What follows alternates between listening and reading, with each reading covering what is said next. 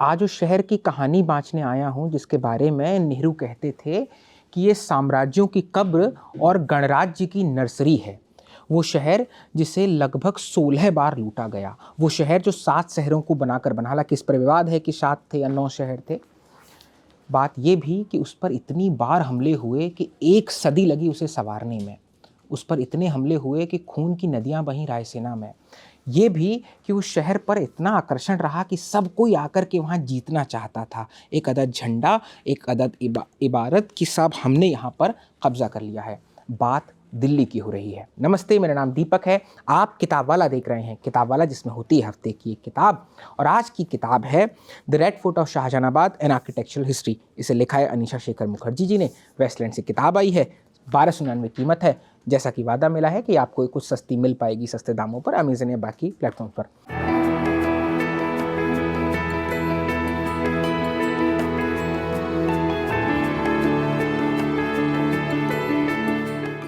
अनीशा जी आज मेरे साथ हैं।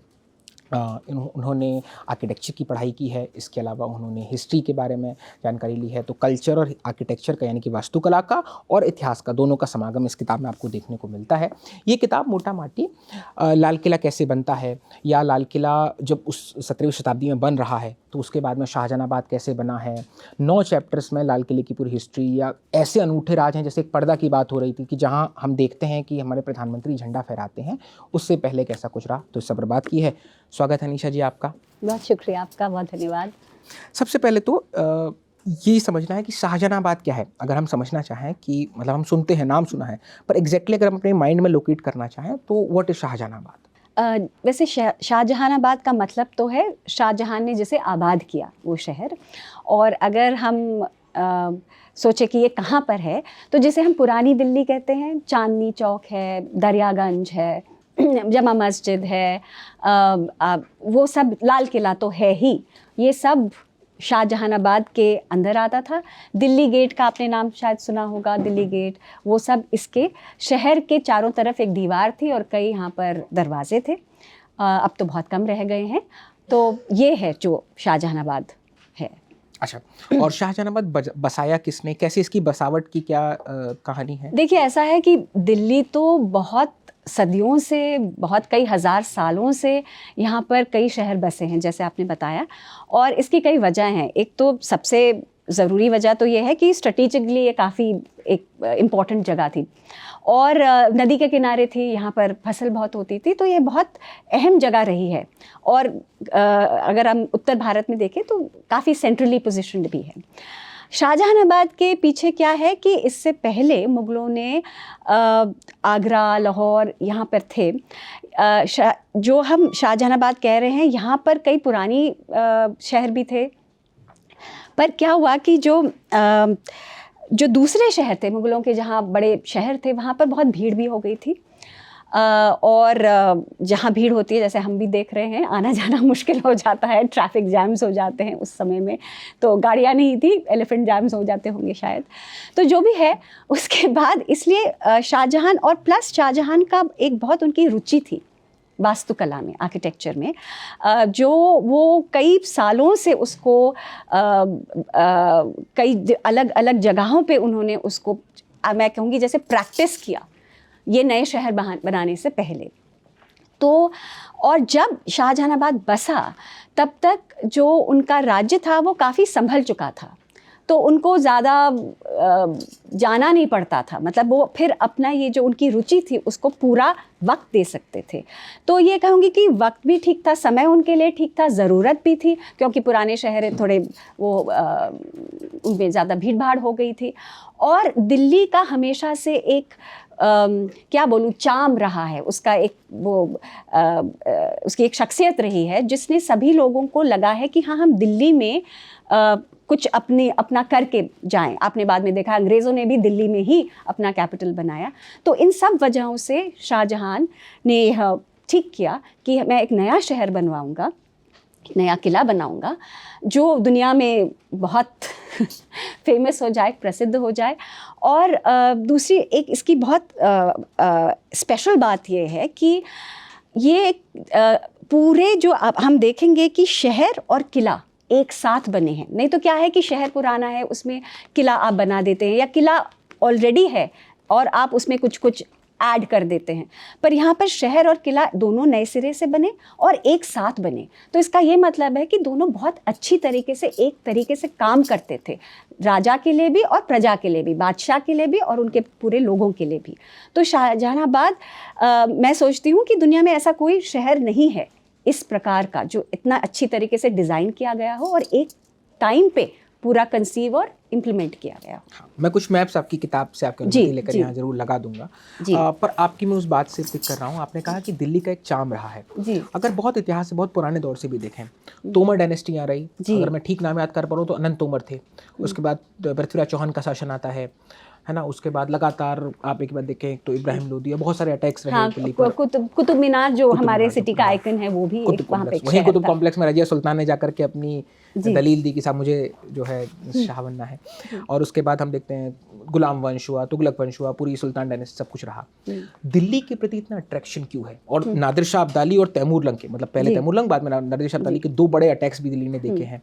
तो दिल्ली के प्रति इतना अट्रैक्शन क्यों है? हर राजा दिल्ली को ही क्यों फतेह करना चाहता था? देखिए, मैंने कहा कि सबसे एक्चुअली अगर हम देखें तो हम कई वजहों से ये एक बहुत ही अट्रैक्टिव जगह रहा है। पर जो पहले जो आई थिंक बनाते थे, अपने शहर बसाते थे, वो बड़े प्रैक्टिकल रीजंस के लिए भी बसाते थे। तो एक तो दिल्ली यमुना के बिल्कुल किनारे पर है। तो यमुना उस वक्त पे जैसे एक हम आजकल तो सड़कों से ज़्यादा जाते हैं, हम नदियों को नहीं इस्तेमाल करते, पर पहले नदी भी बहुत एक ज़रूरी मोड था आपके ट्रांसपोर्ट का, आने जाने का। तो एक तो ये बात थी। फिर नदी के होने से क्या होता है कि आपकी फसलें बहुत होती हैं, तो it is a source of revenue. आपको वहाँ से आप एग्रीकल्चर कर सकते हैं। इनफैक्ट आज भी अगर हम देखें तो हमारा देश तो कृषि प्रधान देश ही है, क्योंकि आप कोविड में हमने देखा कि सब कुछ हो सकता है पर खाने के बिना आप नहीं जी सकते। तो ये बड़ा प्रोडक्टिव रहा है। और एक और बात है कि स्ट्रेटेजिकली ये एक बहुत ही इंटरेस्टिंग जगह पर है, क्योंकि एक साइड पे आपके अरावली आते हैं जो कहते हैं कि दुनिया के सबसे पुराना माउंटेन सिस्टम है। अब तो बहुत घट गया है, माइनिंग भी हो रही है, पर otherwise it's the oldest mountain system in the world. अगर ये आपको पर्वतमाला और अरावली के बारे में कुछ जानना है, दिल्ली में एक इलाका है धौला कुआं।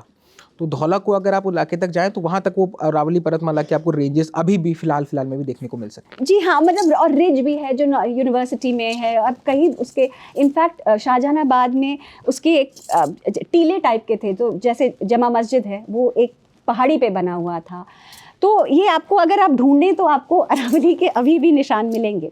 तो अरावली आपकी ऐसी है, नदी आपकी यहाँ जा रही है और उसके बीच में आपको ज़मीन मिलती है। तो अरावली पर भी आप बना सकते हैं, क्योंकि वो बहुत ज़्यादा ऊंचे नहीं है और जो आपके एक ट्रायंगल, एक तिकोन टाइप का आपको मिल जाता है, जहाँ पर आपको कंस्ट्रक्शन करने में आसानी है। प्लस अगर आप देखें जो ग्रैंड ट्रंक रोड है जो वहाँ से आ रही है कलकत्ता से होते हुए, और जो साउथ को मथुरा रोड जो जा रही है, जो हमारा जो इलाका है जहाँ पर बाद में दिल्लियाँ बनी, वो सब उसके जंक्शन पर मिलती हैं वहाँ पर। तो कई वजहों से, जैसे मैंने कहा, स्ट्रेटेजिकली बहुत इम्पॉर्टेंट था, यहाँ पर धन धान्य बहुत था, और फिर यहाँ पर एसोसिएशन रहा है, यहाँ पर मंदिर रहे हैं, यहाँ पर पीर रहे हैं। तो स्पिरिचुअली भी एक बहुत मजबूत गढ़ रहा है। जी जी। तो इस वजह से दिल्ली के प्रति बहुत आकर्षण रहा, जो आज तक बचा हुआ है। जी जी। मैम, हमने मुगलों की दिल्ली की बात करी, लेकिन जब हम देखते हैं कि बंगाल विभाजन होता है 1905 में, फिर जॉर्ज पंचम आते हैं और इस तरह की अनाउंसमेंट होती है। 1911 में अनाउंस हुआ और फर्स्ट वर्ल्ड वॉर ने उसमें थोड़ी देरी कर दी, तो 1931 में जाकर के दिल्ली कलकत्ता से राजधानी बन गई। 11 में अनाउंस हो गई थी, 1911।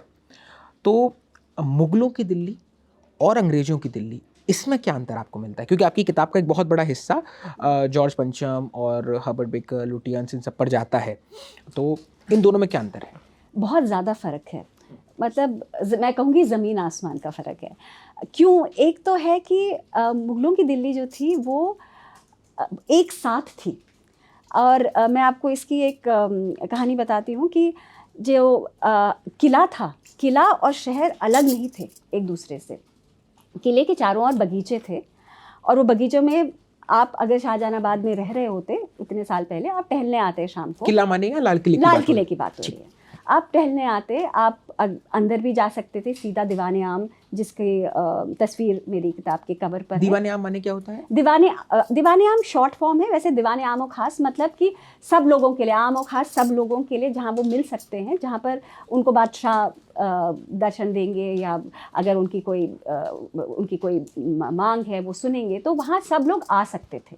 दीवाने आम का ये मतलब है। और एक दीवाने खास होता था जहाँ पर उनके जो हम बोलेंगे मिनिस्टर्स आते हैं, जैसे कैबिनेट मीटिंग्स वहाँ पर होंगी। और दीवाने आम में आप अगर शाहजहानाबाद के रहने वाले भी हैं तो किसी वक्त पर आप वहाँ पर आ सकते हैं। तो हॉल ऑफ पब्लिक ऑडियंस इसका अंग्रेज़ी में अनुवाद होता है। तो आप वहाँ तक जा सकते थे। मतलब कि किले और शहर में एक रिश्ता था। अगर आप नई दिल्ली को देखें, नई दिल्ली में अगर किले का मैं काउंटर पार्ट बताऊं तो राष्ट्रपति भवन है, जो वाइस रीगल लॉज होता था। वाइस रीगल लॉज पहाड़ी के ऊपर है, बहुत दूर है किसी भी रहने वालों से, शहर के रहने वालों से। तो एक तो वो डिस्टेंस है, that physical distance and symbolic distance, वो बहुत बड़ा फ़र्क है। और वो मुझे लगता है कि वो आपको ये दिखाता है, क्योंकि अगर आप देखें आर्किटेक्चर जो हम रहते हैं, जो हम बनाते हैं, हमारी जो सोच है उसी का वो एक मैनिफेस्टेशन, एक प्रदर्शन है। तो अगर हम नई दिल्ली को देखते हैं, ब्रिटिश दिल्ली को देखते हैं, तो उसमें दूर हटो वाला एक वो है। मतलब राज्य के बीच में, राज्य सत्ता के बीच में और आवाम के बीच में एक दूरी है। फिजिकल दूरी भी है, सिंबॉलिक दूरी भी है, एक्चुअल दूरी भी है। और शाहजहानाबाद में ये नहीं है, बिल्कुल भी नहीं है। मतलब शहर और किला, लोग और बादशाह सब एक साथ ही हैं। तो एक तो है कि वो पास में है। दूसरी बात है कि जो हम आर्किटेक्चर देखते हैं, जो इमारतें देखते हैं, तो हम देखते हैं कि मैं Rashtrapati Bhavan, vice Regal laws को पहले आपको वो दूंगी एग्जाम्पल। तो वो एक बड़ी सी इमारत है, बैठी है अपने बगीचों के बीच में। लाल किले में क्या है कि जो बादशाह का महल है वो किले के अंदर है, पर किले में और भी बहुत चीज़ें हैं। किले में कारखाने हैं, किले में बाज़ार हैं, किले में आपकी मुग़ल मिलिट्री का भी एक टुकड़ी रहती है, किले में कई दूसरे लोग भी रहते हैं, किले में बगीचे हैं। बगीचों में केवल ये नहीं है कि लॉन्स हैं और फुव्वारे हैं, बैठ रहे हैं, वहाँ पर चीज़ें उगाई जाती हैं, पेड़ हैं।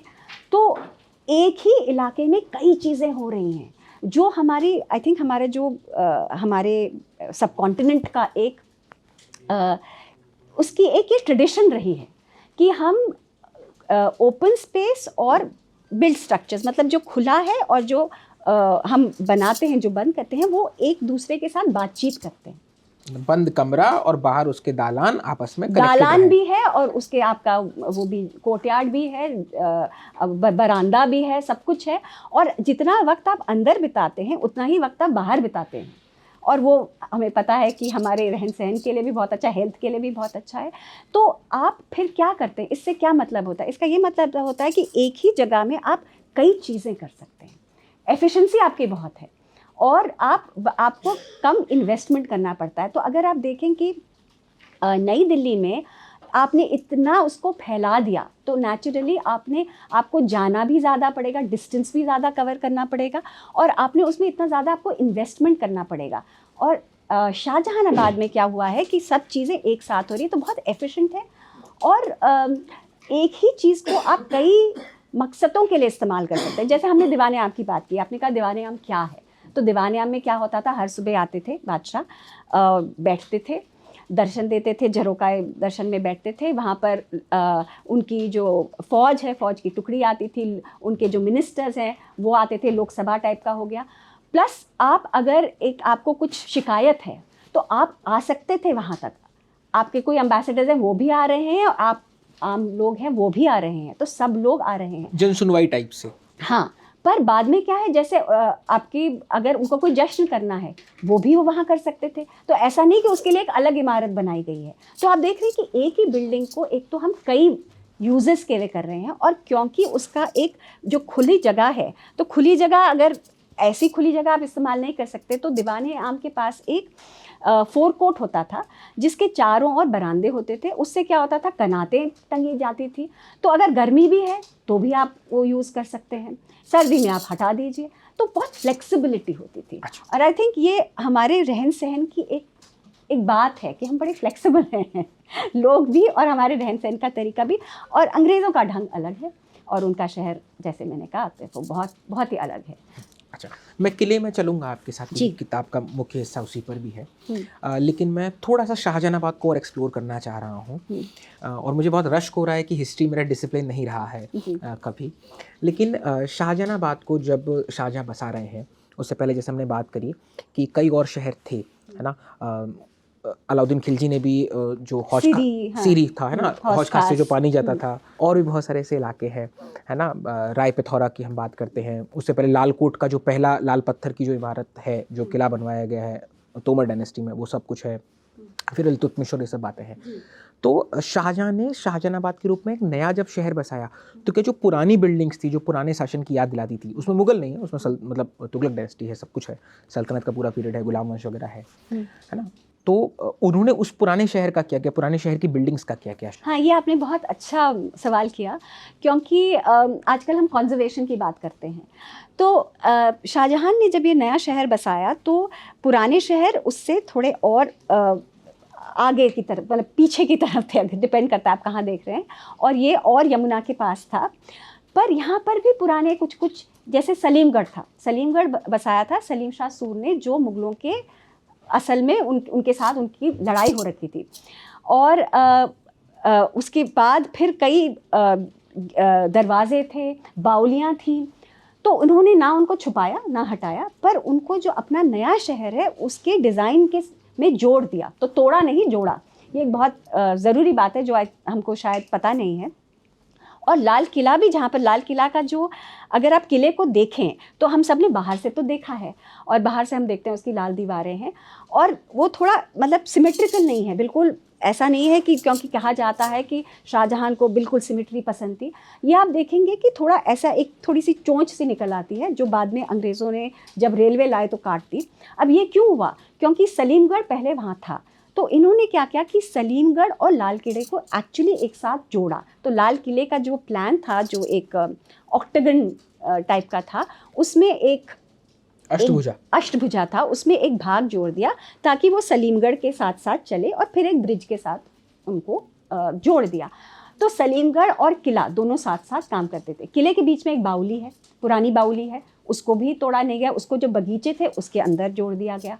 जो दरवाजे थे, तो आप देखेंगे उसके जो दिल्ली दरवाज़ा है, अगर तो वैसे तो आप लाहौरी दरवाज़ा है किले के लाहौरी दरवाजे के लाइन में, और दिल्ली दरवाज़ा किले के दिल्ली दरवाजे के लाइन में, पर अगर आप प्लान में देखें वो थोड़ा टेढ़ा है, क्योंकि वो पहले से था। पर इन्होंने ये नहीं किया कि नहीं अच्छा इसको हटाएं, कुछ करें। तो ये में लगता है मुझे कि हम बहुत कुछ सीख सकते हैं इससे, क्योंकि जो आपकी जो पहले से जो रिसोर्सेज हैं जो है, उसको आप किस तरीके से, किस समझदारी से आप इस्तेमाल कर सकते हैं, तो ये इन्होंने बहुत अच्छी तरीके से किया। तो जो पुराना था और जो नया, दोनों एक साथ उन्होंने जोड़े, और दोनों एक साथ बहुत अच्छी तरीके से काम किए। और अगर आप फिर से अगर आप नई दिल्ली को देखते हैं, नई दिल्ली में तो रायसीना हिल को तो ब्लास्ट गया था, वो तो और मतलब वो बहुत ऊंचा था, तो उन्होंने प्लान पहले बना दिया था। अब प्लान बड़ा था, तो अब प्लान को कैसे फिट करें, तो इसलिए उन्होंने जो पहाड़ी थी रायसीना को, उसको ऊपर से इतना करने के लिए ब्लास्ट किया कि आपको उतना अपनी जगह मिल गई। तो ये आपने पहले देख लिया कि मुझे यहाँ के क्या बनाना है, और फिर साइट को उस हिसाब से वो उसमें दखल किया अंग्रेजों ने। हाँ, और लाल किले का उल्टा है, आपने देखा कि यहाँ पर क्या है, खासियत क्या है इस जगह की, और अपना जो आपने डिज़ाइन बनाया, जो आपने नक्शा बनाया, वो उसके मुताबिक है। तो ये अहम फ़र्क है कि यहाँ पर आपने पहले से सोच लिया मुझे ये बनाना है, अगर यहाँ पे कुछ गड़बड़ है या मेरे हिसाब से नहीं है, मैं उसको बदल देता हूँ। और यहाँ पे आप देख रहे हैं कि है क्या यहाँ पर, चाहे वो नदी है, चाहे पुराना किला है, चाहे बाउली है, और उनको मैं कैसे इस्तेमाल कर सकता हूँ। और लाल किले की वाली चैप्टर में आपने एक वेल की बात करी है, उसके बारे में थोड़ा बताइएगा। हाँ, तो क्या है कि ये भी एक बहुत इंटरेस्टिंग चीज़ है कि अगर आप आज 4 साल के बच्चे को भी लाल किले के लाहौरी गेट की तस्वीर दिखा दें, आप पूछिए ये क्या है, वो बोलेंगे लाल किला, दिल्ली का लाल किला, क्योंकि झंडा फहराता है, हर 15 अगस्त हम देखते हैं। अब क्या है कि ये जो हम हर 15 अगस्त को सैल्यूट करते हैं, इसके पीछे एक बड़ी कहानी है कि असल में अगर आप किले के वक्त जब ये इस्टेब्लिश हुआ था उसके टाइम पे जाएं, तो ये दीवार नहीं थी। जो लाहौरी दरवाज़ा है वो सीधा चांदनी चौक पे खुलता था। उसमें क्या था कि एक मोट थी, एक डिच थी, और फिर एक ब्रिज था, जो ब्रिज रात को ऊपर कर दिया जाता था, पर आप सीधा दरवाजे से चांदनी चौक की तरफ आ सकते थे और चांदनी चौक की तरफ से भी सीधा जा सकते थे और आप देख भी सकते थे अंदर। तो जो दीवान आम जिसके हमने जिक्र किया, जहाँ पे बादशाह बैठते थे हर रोज़ 2 या 3 घंटे, वो बिल्कुल एक सीधी लाइन में था, चल के भी और देखने में भी। और इसमें फिर क्या है कि फिर ये क्यों बाद में बना कि जब औरंगज़ेब आए, जब शाहजहां हट गए और औरंगज़ेब आए, तो उनको लगा कि ये सिक्योरिटी के लिए अच्छा नहीं है, तो उन्होंने एक दीवार बना दी। क्योंकि आप देखोगे किसी भी किले में आप जाएंगे आपको डायरेक्ट एंट्री नहीं मिलेगी, ये केवल यहाँ पर है, दिल्ली में था, तो उन्होंने एक साइड से एंट्री बना दी। अब इसका क्या मतलब हुआ? इसका ये मतलब हुआ कि ना आप देख सकते हैं बिल्कुल, ना आप जा सकते हैं। तो कहा जाता है कि शाहजहां ने फिर एक चिट्ठी लिखी, वो आगरा के किले में तब थे, वहाँ उनको रहना पड़ा था, और उन्होंने कहा कि बेटे तुमने तो किले को दुल्हन बना दिया है और उसके मुंह पर पर्दा लगा दिया है, क्योंकि अब पर्दा मतलब अब वो ना दिख सकता है, ना इतनी अच्छी तरीके से आप उस पर जा सकते हैं। और वो पर्दा जो है वो आज तक है, क्योंकि हम में से कई लोग जानते ही नहीं, एक तो ये कहानी नहीं जानते कि पहले किला कैसा था, और मैंने जैसे बताया किले की जो फंक्शनिंग थी और उसका जो रिश्ता था शहर के साथ, उसमें ये बहुत अहम था कि आप पर्दा नहीं है किले और शहर के बीच में, दोनों एक हैं।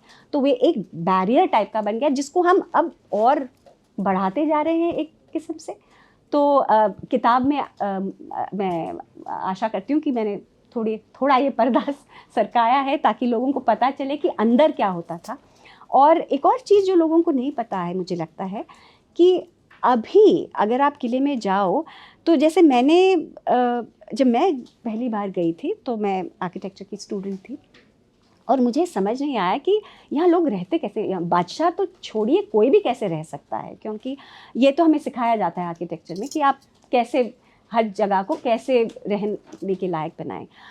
और मुझे कुछ मिला नहीं, कुछ किताब नहीं मिली, कुछ सोर्स नहीं मिले, और तब मुझे बाद में पता चला कि मेरे को इसीलिए नहीं समझ आया क्योंकि वहाँ पर इतना कम अब रहता, अंग्रेज़ों ने इतना सारा वहाँ पर डिमोलिशमेंट किया 1857 के बाद में कि वहाँ पर बहुत कम रह गए हैं मुग़ल बिल्डिंग्स जो हैं। तो इसी कारण, और जो लोग आजकल आते हैं उनको शायद ये नहीं पता। तो मैं ये कई बार एक उदाहरण देती हूँ कि जैसे आप कहानी पढ़ रहे हैं तो आपने उठाई बाहर से, तो आपको लगा कि हाँ बड़ा अच्छा कवर है, सब कुछ ठीक ठाक है, और आप खोलते हैं किताब और आप देखते हैं कि आधे तो पेजेस ही नहीं हैं, और जो लफ्ज़ हैं वो इधर उधर, एक पेज में शायद आपको 2 लफ्ज़ मिले, दूसरे पेज आप टर्न करें 3 और, तो आप कहानी आपको समझ कैसे आएगी? तो असल में किले का कुछ ऐसा आजकल अस्तित्व रह गया है कि बहुत कम ओरिजिनल मुग़ल बिल्डिंग्स हैं और इंफॉर्मेशन नहीं है कि क्यों ऐसा है और पहले कैसे था, तो क्या कहानी थी किले के बनने की, वो सब उस पर मैंने फिर रिसर्च किया। अच्छा मैम, इसको थोड़ा सा ऐसे भी समझना था कि हमने शाहजहानाबाद पर बात करी, हमने लाल किले पर बात करी, मॉन्यूमेंट्स के बारे में, जो कि आपका आप आर्किटेक्चर हैं, आपका आर्किटेक्ट के फील्ड में बहुत अच्छा काम रहा है। एक डिबेट उठती है कि हम अपनी जो विरासत की हमारी जो बिल्डिंग्स हैं उनको हम सुरक्षित भी करें, उनका संरक्षित भी करें उन्हें, और उन्हें संवर्धित भी करें, है ना। और एक वहीं उसके बरक्स एक तर्क आता है कि नहीं, जो चीज़ जैसी है, जो हमारे पुरखे बना गए हैं, है ना, जो अलग अलग राजाओं ने बनाई है, उसको हम उस तरह डिस्टर्ब ना करें।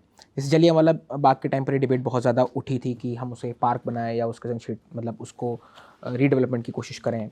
बनारस में की गलियों पर ये बात छिड़ी और फिर बाद में डेवलपमेंट हुआ।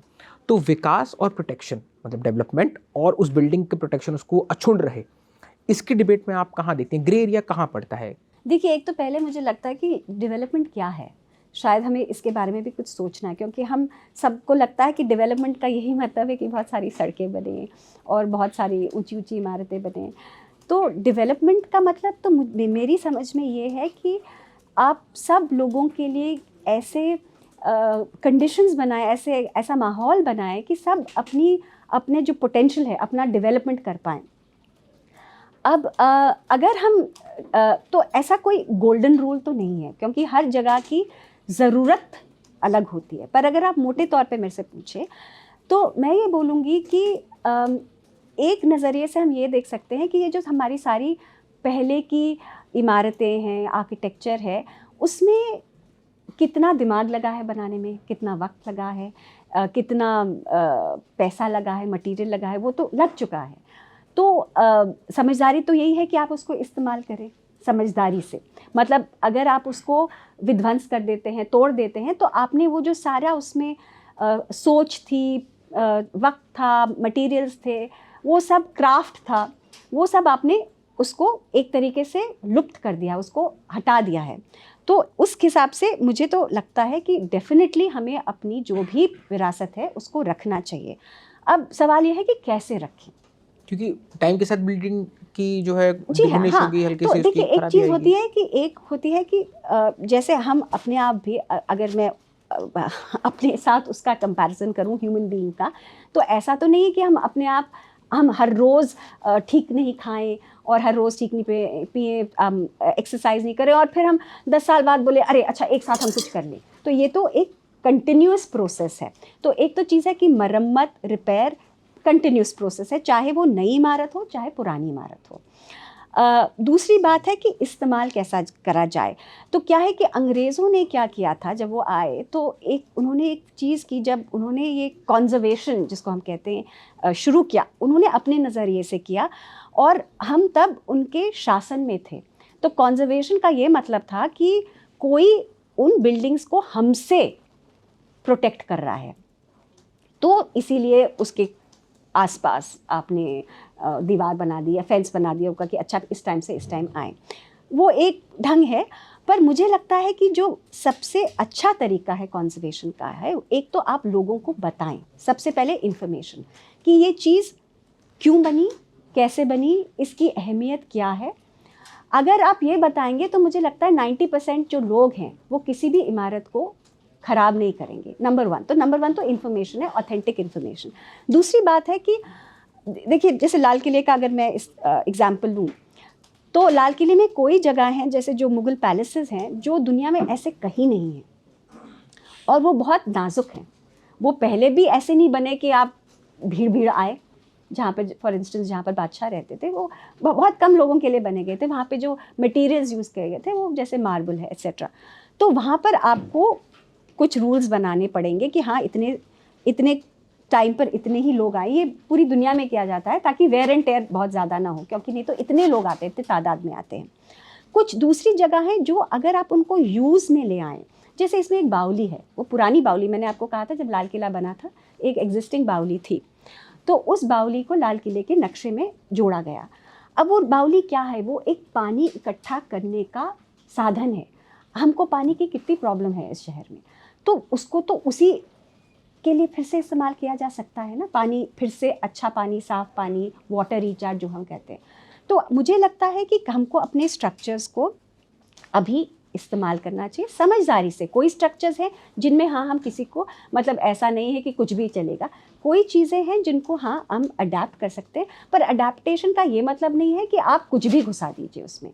तो जैसे मैंने कहा, ये इमारतें बहुत मजबूत हैं, इतने हज़ारों सालों से, 100 सालों से ये किला ही 370-380 साल हो गए, तो मजबूत है। तो स्ट्रक्चरल स्टेबिलिटी के तौर पे आपको ज़्यादा कुछ नहीं करना, थोड़ा रिपेयर करना है, पर इनको आप समझदारी से यूज़ करें। इनको डिमोलिश करने का तो सवाल ही नहीं पैदा होता। इन्फॉर्मेशन दें और अप्रोप्रिएट यूज़ हो, जो आप उसको रीयूज़ करना चाहें वो जहाँ तक संभव है। जैसे अगर आपका ये स्टूडियो है, अगर मैं इसको बोल दूँ कि आप इसको प्लेइंग ग्राउंड बना दीजिए तो प्रॉब्लम होगी ना, पर अगर आप इसको बातचीत के लिए यूज़ करते रहें कई सालों के लिए, ऑब्वियसली वो तो चलता रहेगा। जुडिशियसली इस्तेमाल करना है, जी, न्यायिक प्रूफ जी, और अप्रिशिएट करना है कि क्यों बना, और सब कुछ ही। और आपको ये भी समझना है कि आर्किटेक्चर में मैं एक कहती हूँ कि सारी कलाएं सीमित हैं, क्योंकि स्कल्पचर भी है, पेंटिंग भी है, टेक्नोलॉजी भी है, साइंस भी है। तो वो तो अपनी जो हम हैं एज अ पीपल, वो तो हमारी जो सारा जो हमारा नॉलेज है वो आर्किटेक्चर में ही है। अगर आपने उसको हटा दिया तो सारा तो चला गया। आप अहमियत की बात कर रही थी। मैं जब दिल्ली घूमने निकलता हूँ वीकेंड्स पर, तो गालिब की जो हवेली है उसकी इतनी दयनीय स्थिति है कि अगर आप साहित्य प्रेमी नहीं हैं और आप सिर्फ अप्रिशिएट करते हैं कि दिल्ली की हिस्ट्री कैसी रही है, तो आपका कलेजा रोएगा ज़ार ज़ार, क्योंकि आप जब जाकर देखेंगे कि वहाँ पर ऊपर एक रेस्ट हाउस के लिए रास्ता जा रहा है, कोई वहाँ पर, मतलब वो जो G20 की बात थोड़ा कुछ वहाँ काम हुआ, लेकिन उससे पहले उसकी बहुत ही दयनीय स्थिति में थी। अभी भी आप जाएँ तो वो, मतलब लगता नहीं कि चचा यहाँ रहे होंगे, और इस तरह से उसकी हालत है। तो उस पर हमें ज़रूर सोचें और हम अपने मॉन्यूमेंट्स को बचाएं। आपसे एक क्वेश्चन, आपका फेवरेट मॉन्यूमेंट कौन सा है दिल्ली का? लाल किला ही है और लाल किला में दीवाने आम है। अच्छा, सेकंड नंबर बता दीजिए। सेकंड नंबर मुझे हौस खास बहुत पसंद है। अच्छा, हौस खास के ऊपर में। और हुमायूं टॉम, इसकी कोई कहानी वहानी, अगर कुछ और मोन्यूमेंट्स के आप कुछ बताना चाहें? जी, मैं एक कहानी लाल किले की बताऊंगी, क्योंकि कई लोगों ने मुझे, जैसे एक बारी मैंने एक टॉक दिया था, कई लोग ब्रिटिश मिलिट्री के भी थे, यहाँ के भी थे, और कई लोगों ने कहा ये तो किला है ही नहीं, क्योंकि आप जो आपका नॉर्मल आप सोचते हैं किला, जैसे राजस्थान में जो किले हैं पहाड़ी के ऊपर बहुत सर मजबूत वीर रस वाले किले लगते हैं, तो आप लाल किले को लगता है कि ये तो क्या है, ये मतलब ठीक है दीवारें हैं पर है क्या। पर इसकी क्योंकि मैं ये बताना चाह रही हूँ कि उसका डिज़ाइन ऐसा था कि अंदर उसके आपके कई क्या बोलते हैं, 4 कोर्ट्स होते थे, कोर्टयार्ड्स होते थे, दालान होते थे, और उसमें लगता था कि आप कहीं भी जा सकते हैं, पर असल में आप रेगुलेटेड एंट्री होती थी। तो एक किस्सा है कि एक बार किसी ने चाहा अंदर जाने पे, जहाँ पे शाहजहां जहाँ पे औरंगज़ेब की फैमिली तब औरंगज़ेब थे, और वो घुस तो गए किसी हिसाब से नज़र बचाते बचाते, पर वो निकल ही नहीं पाए, क्योंकि वो इट वाज लाइक जैसे बोलते हैं ना भूल भुलैया किस्म का था। तो वो रात भर वहाँ पर घूमते रहे और सुबह उनको पैलेस के गार्ड्स ने ढूंढ लिया, और फिर नेचुरली सज़ा तो मिली। तो मैंने इसलिए बताया किस्सा कि हर चीज़ एक कन्वेंशनल वे में होने की ज़रूरत नहीं है। साहब एकदम मजबूत दीवार और हाँ, सब मोटी दीवारें, हाँ, आप इधर से जाएं, तो ऐसा नहीं है। प्रैक्टिकली भी आप स्मार्ट प्ले कर सकते हैं जी, और मतलब आप ये पावर ऑफ डिज़ाइन है कि आप लग रहा है कि हाँ सब कुछ खुला है, पर उसमें भी आपकी बहुत सिक्योरिटी है। और दिल्ली की बात, एक और चीज़ आपने बताई, मेरे को बहुत अच्छा लगता है शाहजहानाबाद में वॉक करना, जाना, क्योंकि मुझे लगता है आप किसी भी जगह चले जाएं, विदेश में चले जाएं, तो हो सकता है वो बहुत सुंदर हैं, वहाँ पर बड़ा अच्छा मेंटेनेंस है, पर वहाँ पर आपको क्या मिलेगा? आपको मिलेंगी सूवेनियर शॉप मिलेगी, कोई खाने पीने की रेस्टोरेंट मिलेगी, आर्ट गैलरी मिलेगी, और आप कितना आर्ट गैलरी देखेंगे, कितना सूवेनियर शॉप देखेंगे। अगर आप शाहजहानाबाद में आज भी जाएं, तो वहाँ पर कितनी किस्म की चीज़ें हो रही हैं। कहीं पर खाने पीने की, आपको पता है नटराज के दही भल्ले हैं, चांदनी चौक में अगर आपने नहीं खाए आप प्लीज़ खाइए, बहुत ही अच्छे वहाँ की टिक्की होती है, खुरचन मिलती है, कहीं पे आपको ज्वेलरी, दरीबा में ज्वेलरी का काम होता है, कहीं पर आपके तांबे के बर्तन बनने, तो लाइफ है वहाँ पर, बड़ा इंटेंस है। पर एक चीज़ है वहाँ पर, अगर आप साफ कर दें, और नॉनवेज जामा मस्जिद के सामने जो नॉनवेज भी है, मैं तो खैर वेजिटेरियन हूँ, पर वेजिटेरियन नॉन वेजिटेरियन बहुत चॉइसेस हैं, और बहुत मतलब आप जिसको बोलते हैं ना लाइफ, क्योंकि मुझे लगता है एक जगह उसके लोगों से बनती है और वाइस वर्सा भी। तो अगर मुझे ये लगता है क्योंकि शाहजहानाबाद के अगर हम साफ़ सुथरा कर दें, तो वो दुनिया की आप मतलब आपको कहीं और जाने की इच्छा ही नहीं होगी। और दिल्ली में तो बहुत बहुत सारी जगहें, पर मैं आपको एक और कहानी बताऊंगी कि हम एक जो 1840 का एक नक्शा है, एक मैप है, और वो एक बहुत अहम सोर्स है पुरानी दिल्ली पे, शाहजहानाबाद पे, किले पे, क्योंकि 1857 में जैसे मैंने आपको बताया बहुत सारा तब्दीली की गई, किले को तो करीब 90% ही हटा दिया गया, डिमोलिश कर दिया गया। तो हम क्या कर रहे थे, हम उस नक्शे के साथ चल रहे थे और हम कोशिश कर रहे थे कि क्या क्या बचा है हम उसमें देख पाएँ। तो हम जा रहे थे, कुछ तोता महल करके कुछ भी था उस नक्शे में, और हम ढूंढ रहे थे, क्योंकि नाम बदल गए, नाम आपको पता है बदल जाएंगे तो फिर हम कैसे ढूंढेंगे। तो शाहजहानाबाद की एक बहुत ख़ास चीज़ है कि आपको लोग आपसे बातचीत बहुत आसानी से करते हैं, पर आपको मतलब कभी ऐसा नहीं लगता कि हम थोड़े इनसिक्योर, ऐसा नहीं लगता, बड़े प्यार से बातें करते हैं। तो कोई साइकिल पे जा रहा था, उन्होंने कहा आप कर क्या रहे हैं? तो हमने कहा हम कोशिश कर रहे हैं, तोता महल ढूंढ रहे हैं, तोता महल ढूंढने की।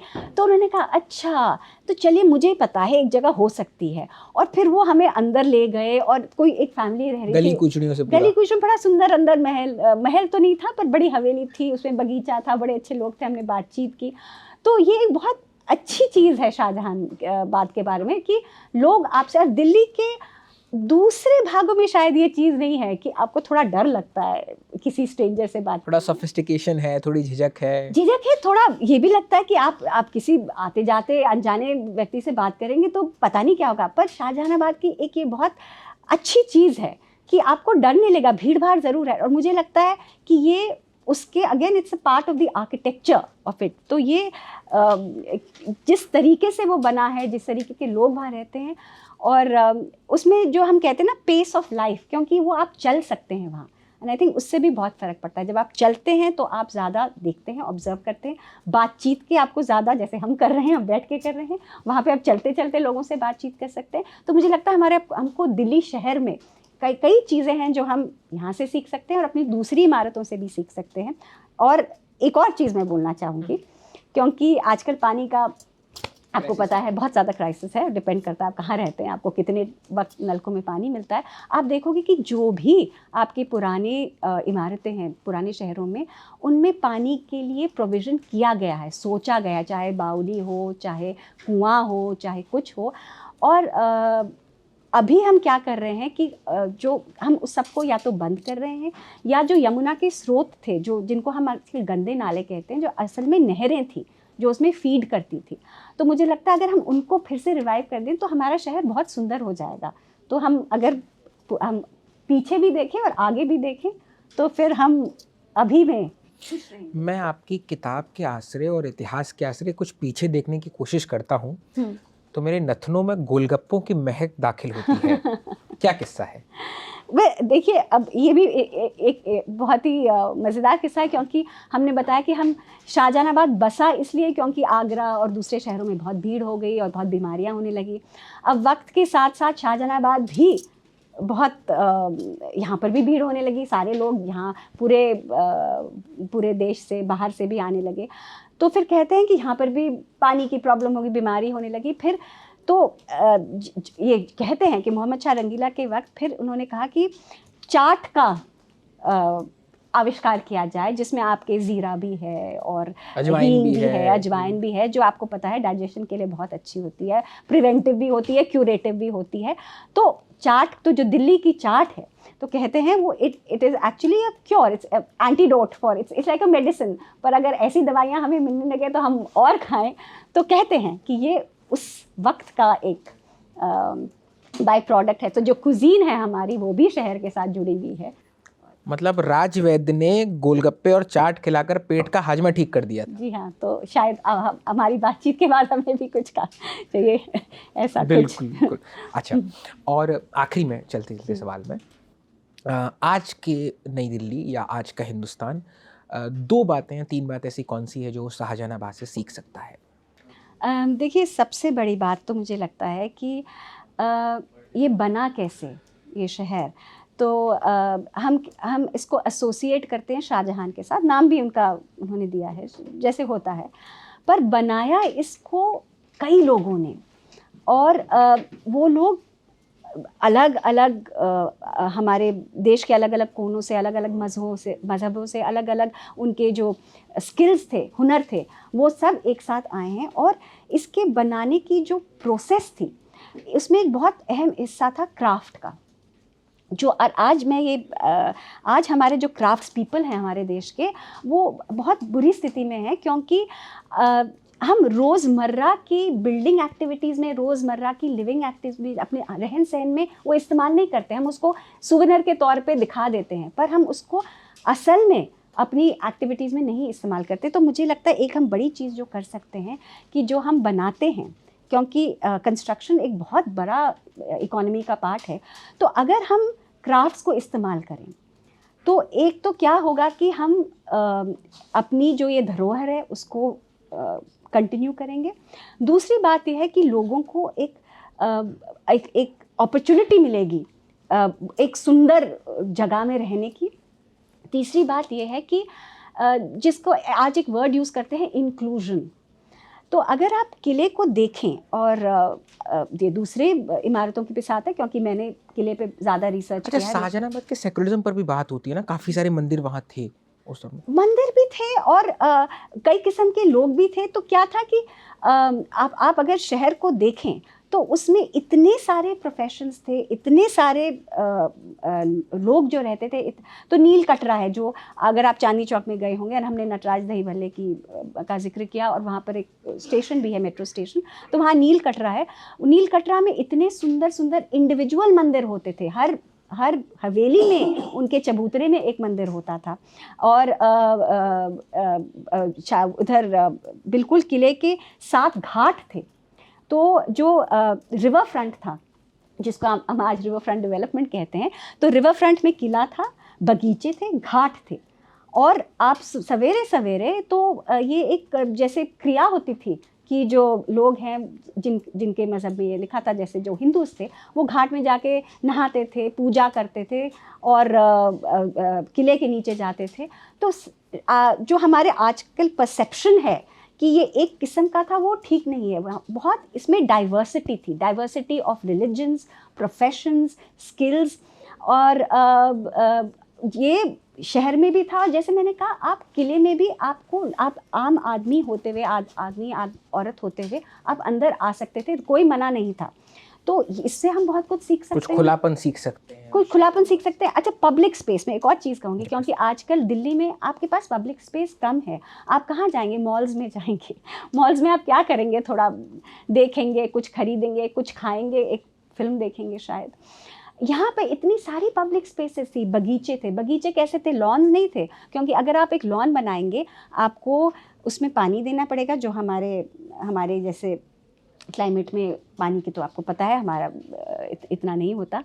और आप अगर वहाँ उस पर चलेंगे तो लॉन ही नहीं रहेगा। तो आप बोलेंगे नहीं नहीं आप बाहर जाइए, आप फेंस लगाएंगे। वहाँ पर क्या था कि आपके जो बगीचे थे वो असल में वहाँ पर पेड़ थे, फलों के पेड़। तो लोग आए, फल खाएं, चिड़िया आए, गिलहरी आए, आप टहलें सुबह और शाम, नदी के पास आप जाएं, बैठें, हवाएं। तो कितनी सोशल स्पेस थी। तो आई थिंक हमें ये सोचना चाहिए कि हम अपने शहरों में ऐसी जगह बनाएं जहाँ लोग इकट्ठे हो पाएं, समाज बैठ सके, बातचीत करें। हमें स्टूडियो में आने की ज़रूरत ना हो, शायद हम वहाँ बैठ के नदी किनारे ये करें प्रोग्राम।